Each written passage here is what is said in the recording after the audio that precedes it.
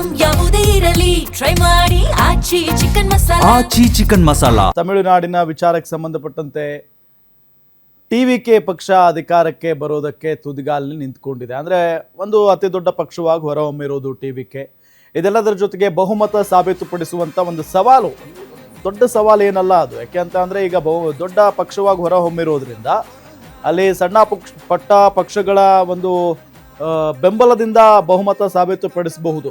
ಇದೆಲ್ಲದರ ಜೊತೆಗೆ ಈಗ ಸ್ವತಃ AIADMKಯ 35 ಜನ ಶಾಸಕರು ಎಲ್ಲೋ ಒಂದು ಕಡೆ ಈಗ ಟಿವಿಕೆ ಸಪೋರ್ಟ್ ಮಾಡೋದಕ್ಕೆ ಮುಂದಾಗ್ತಾ ಇದ್ದಾರೆ. ಎರಡು ಬಣಗಳಾಗಿ ಗುರುತಿಸಿಕೊಳ್ತಾ ಇದ್ದಾವೆ. ಈಗ ಎರಡು ಟೀಮ್ಗಳಾಗ್ಬಿಟ್ಟಿದ್ದಾವೆ. ಒಂದು ಕಡೆ ಪಳನಿಸ್ವಾಮಿ ಅವರ ಟೀಮ್ ಯಾವುದೇ ಕಾರಣಕ್ಕೂ ಟಿವಿಕೆ ಜೊತೆಗೆ ಹೋಗೋದು ಬೇಡ ಅಂತ ಹೇಳ್ತಾ ಇದ್ರೆ, ಮತ್ತೊಂದು ಕಡೆ ಇನ್ನೊಂದು 35 ಜನ ಶಾಸಕರ ಟೀಮ್ ಇಲ್ಲ, ಹೋಗಲೇಬೇಕು, ನಾವು ಹೋಗಿ ಸಪೋರ್ಟ್ ಮಾಡ್ತೀವಿ ಅನ್ನೋ ನಿಟ್ಟಿನಲ್ಲಿ ಹೇಳ್ತಾ ಇದೆ.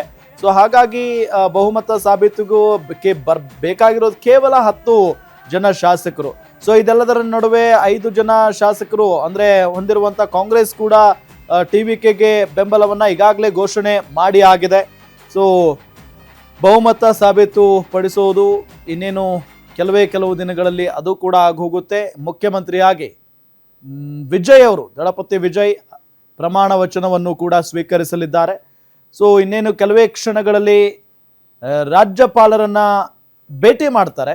ವಿಜಯ್ ಭೇಟಿ ಮಾಡಿ ಬಹುಮತ ಸಾಬೀತುಪಡಿಸೋದಕ್ಕೆ 1-2 ವಾರಗಳ ಟೈಮ್ ಕೇಳುತ್ತಾರೆ ಅಂತ ಕೂಡ ಹೇಳಲಾಗ್ತಾ ಇದೆ. ಸೊ ಹಾಗಾಗಿ ತಮಿಳುನಾಡು ರಾಜಕಾರಣ ಇನ್ನು ಮುಂದೆ ಯಾವ ರೀತಿ ಆಗಿರುತ್ತೆ ಅನ್ನೋ ಒಂದು ಪ್ರಶ್ನೆ ಅಂತೂ ಇದ್ದೇ ಇದೆ. ಏಕೆ ಅಂತ ಅಂದರೆ ತಮಿಳುನಾಡು ರಾಜಕಾರಣದಲ್ಲಿ 2 ಬಾರಿ ಅಥವಾ 2 ಪಕ್ಷಗಳು ನಿರಂತರವಾಗಿ ಆಳ್ವಿಕೆಯನ್ನು ನಡೆಸ್ತಾ ಇದ್ವು. ಇದೇ ವಿಚಾರಕ್ಕೆ ಸಂಬಂಧಪಟ್ಟಂತೆ ಡೀಟೇಲ್ಸ್ ಕೊಡ್ತಾರೆ ನಮ್ಮ ಗ್ಯಾರಂಟಿ ನ್ಯೂಸ್ನ ಸಂಪಾದಕರಾಗಿರುವಂಥ ಸತೀಶ್ ಆಂಜನಪ್ಪ. ನ್ಯೂಸ್ ಡೆಸ್ಕ್ ಇಂದ ನೇರ ಸಂಪರ್ಕದಲ್ಲಿ ಜಾಯ್ನ್ ಆಗಿದ್ದಾರೆ. ಸತೀಶ್, ನಾವು ಗಮನಿಸ್ತಾನೆ ಇದ್ದೀವಿ, ಟಿವಿಕೆ ಪಕ್ಷ ಗೆದ್ದಾಗಿಂದ ಇನ್ನೂ ಬಹುಮತ ಸಾಬೀತುಪಡಿಸೋದಕ್ಕೆ ಇನ್ನೂ ಒಂದು 10 MLAಗಳು ಬೇಕೇ ಬೇಕು ಅಂತ ಹೇಳಿ ಈಗ ಕಾಂಗ್ರೆಸ್ ಕೂಡ ಬೆಂಬಲವನ್ನ ಘೋಷಣೆ ಮಾಡಿದೆ. ಇನ್ನೊಂದು ಇಂಟ್ರೆಸ್ಟಿಂಗ್ ಬೆಳವಣಿಗೆ, AIADMK ಅವರು ಇಬ್ಬಾಗಾಗಿ 35 ಜನ ಶಾಸಕರು ಹೋಗ್ತಾ ಇದ್ದಾರಂತೆ. ಏನ್ ನಡೀತಾ ಇದೆ, ಡೀಟೇಲ್ಸ್ ಕೊಡ್ತಾ ಹೋಗೋದಾದ್ರೆ? ರಾಮ್, ಖಂಡಿತವಾಗ್ಲೂ ಕೂಡ ತಮಿಳುನಾಡು ರಾಜಕಾರಣ ರೋಚಕತೆಗೆ ಸಾಕ್ಷಿ ಆಗ್ತಾ ಇದೆ ಈ ಬಾರಿ. ಏನು ಟಿವಿಕೆ ಪಕ್ಷ ಅತಿ ದೊಡ್ಡ ಪಕ್ಷವಾಗಿ ಹೊರಹೊಮ್ಮಿತ್ತು, 108 ಸ್ಥಾನವನ್ನು ಗೆಲ್ಲುವ ಮುಖಾಂತರ. ಇನ್ನೂ 10 ಶಾಸಕರ ಬಲ ಬೇಕಾಗಿತ್ತು ಸರ್ಕಾರ ರಚನೆಗೆ. ಸೊ ಹೇಗಿದ್ದರೂ ದೊಡ್ಡ ಪಾರ್ಟಿಯಾಗಿದೆ ವಿಜಯ್ ಅವರ ಪಕ್ಷ ಟಿವಿಕೆ. ಹೀಗಾಗಿ ಅವರೇ ಸರ್ಕಾರ ರಚನೆ ಮಾಡ್ತಾರೆ. ಈಗಾಗಲೇ ರಾಜ್ಯಪಾಲರನ್ನು ಇನ್ನೇನು ಕೆಲವೇ ಕ್ಷಣದಲ್ಲಿ ಭೇಟಿ ಆಗ್ತಾ ಇದ್ದಾರೆ. 8ನೇ ತಾರೀಕು CM ಆಗಿ ಪ್ರಮಾಣ ವಚನವನ್ನು ವಿಜಯ್ ಅವರು ಸ್ವೀಕರಿಸಲಿದ್ದಾರೆ. ತಮಿಳುನಾಡಿನ 27ನೇ CM ಆಗ್ತಾ ಇದ್ದಾರೆ ವಿಜಯ್.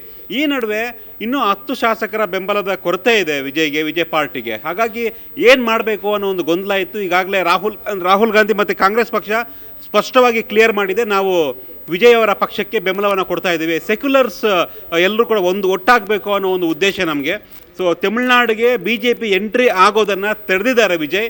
ಹಾಗಾಗಿ ನಾವು ಯಾವುದೇ ರೀತಿಯ ಮುಜುಗರ ಇಲ್ಲದೇನೆ ಇಡೀ ತಮಿಳುನಾಡಿನ ಜನ, ಯೂತ್, ವುಮೆನ್ ಎಲ್ಲರೂ ಕೂಡ ಟಿವಿಕೆ ಪಕ್ಷಕ್ಕೆ ಬೆಂಬಲವನ್ನು ಕೊಟ್ಟಿದ್ದಾರೆ. ಅವರು ಅಧಿಕಾರಕ್ಕೆ ಬರಬೇಕು ಅಂತ ಮ್ಯಾಂಡೇಟ್ ಕೊಟ್ಟಿದ್ದಾರೆ.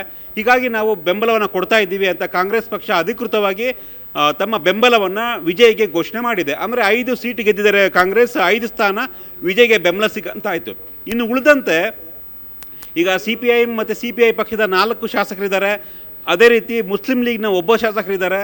ಹೀಗೆ ಸಣ್ಣ ಪುಟ್ಟ 1, 2, 3, 4 ಈ ಥರ ಸುಮಾರು 13 ಶಾಸಕರ ಬಲ ಬೇರೆ ಬೇರೆ ಪಕ್ಷದ ಸಣ್ಣ ಪುಟ್ಟ 1, 2 ಏನು ಗೆದ್ದಿದ್ದಾರೆ ಸಣ್ಣ ಪಕ್ಷಗಳು, ಅವರು ಕೂಡ ಸಪೋರ್ಟ್ ಮಾಡ್ತೀವಿ ಅಂತ ಈಗಾಗಲೇ ವಿಜಯ್ಗೆ ಬೆಂಬಲವನ್ನು ಕೊಟ್ಟಿದ್ದಾರೆ. ಎಲ್ಲರೂ ನಮಗೆ ಬೆಂಬಲ ಕೊಡಿ ಅಂತ ವಿಜಯ್ ಸ್ವತಃ ಎಲ್ರಿಗೂ ಪತ್ರವನ್ನು ಬರೆದಿದ್ರು, ರಿಕ್ವೆಸ್ಟ್ ಮಾಡ್ಕೊಂಡಿದ್ರು. ಈಗ ರಾಜ್ಯಪಾಲರನ್ನ ಭೇಟಿ ಆದ ನಂತರ ಹಕ್ಕುಮಂಡನೆ ಮಾಡ್ತಾರೆ, ನನಗೆ CM ಆಗೋದಕ್ಕೆ ಅವಕಾಶ ಕೊಡಿ, ನಾನು ಪ್ರಮಾಣ ವಚನ ಸ್ವೀಕರಿಸ್ತೀನಿ ಅಂತ. ಅದಕ್ಕೆ ರಾಜ್ಯಪಾಲರು ಓಕೆ ಅಂದ ಮೇಲೆ ಪ್ರಮಾಣ ವಚನ ಸ್ವೀಕರಿಸಿದ ನಂತರ ಅವರ ತಮಿಳುನಾಡು ವಿಧಾನಸಭೆಯಲ್ಲಿ ಅವರು ಬಹುಮತವನ್ನು ಸಾಬೀತುಪಡಬೇಕಾಗುತ್ತೆ. ಹಾಗಾಗಿ ಈ ಒಂದು ಲೆಟ್ರನ್ನು ಅಧಿಕೃತವಾಗಿ ರಾಜ್ಯಪಾಲರು ಕೊಟ್ಟರೆ ಮುಂದಿನ ಪ್ರಕ್ರಿಯೆ ಈಸಿ ಆಗುತ್ತೆ ಲೆಕ್ಕಾಚಾರ. ಹೀಗಾಗಿ ಈಗಾಗಲೇ ಕಾಂಗ್ರೆಸ್ ಅಧಿಕೃತವಾಗಿ ಟಿವಿಕೆಗೆ ಬೆಂಬಲವನ್ನು ಕೊಟ್ಟಿದೆ.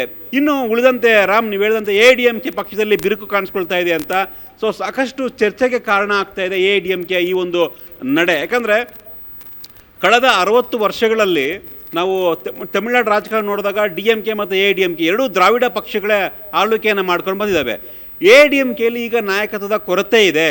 ಸಹಜವಾಗಿಯೇ ಕಳೆದ ಒಂದು 3-4 ತಿಂಗಳ ಒಂದು ಅವಧಿಯ ಒಂದು ರಾಜಕೀಯ ಡ್ರಾಮಾವನ್ನು ನೋಡಿದ್ರೆ ತಮಿಳುನಾಡಿನಲ್ಲಿ DMK ಮತ್ತು AIDMK ನಡುವೆ ಪೈಪೋಟಿ ಏನಿತ್ತು, AIDMKಯಲ್ಲಿ ನಾಯಕತ್ವದ ಕೊರತೆ ಎದ್ದು ಕಾಣಿಸ್ತಾ ಇತ್ತು. ಹೀಗಾಗಿನೇ BJP ಅದನ್ನ ಕ್ಯಾಪ್ಚರ್ ಮಾಡ್ತು. ಒಂದು ಕಡೆ BJPಯ ಅಣ್ಣಾಮಲೈ ಕೂಡ ದೂರ ಆದರು BJPಯಿಂದ, ಅಂದರೆ ದೂರ ಆಗೋ ರೀತಿ ಮಾಡಿದ್ರು.